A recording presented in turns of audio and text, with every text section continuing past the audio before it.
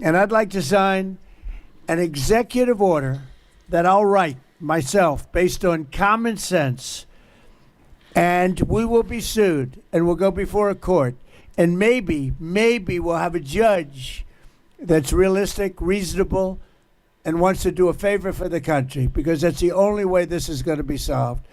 So I'm going to write an executive order, and the executive order is going to be based on great common sense, and it's going to let colleges survive and players survive and let a lot of people be very, very happy.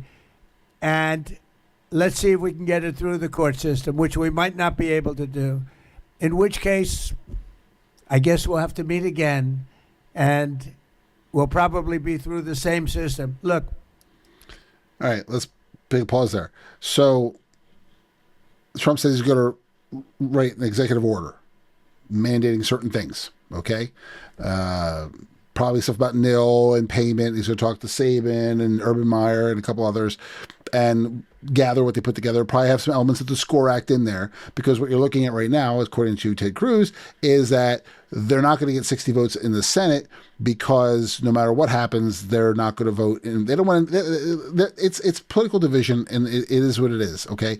But the problem is it's gone too far. It's ridiculous. It's to the point where anything that President Trump tries to do, the opponents are going to say no.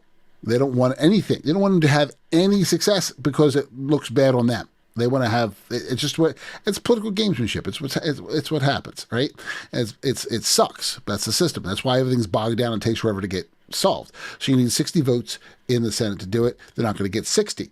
So they're like 7 votes away. So he's going to write an executive order to push this through.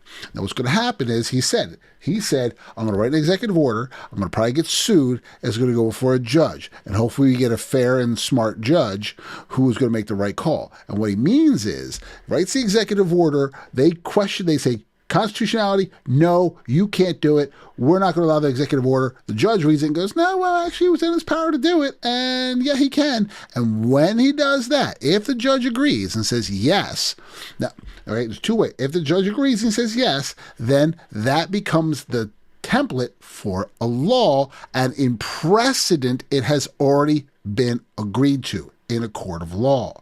So that helps push toward the passage of a bill.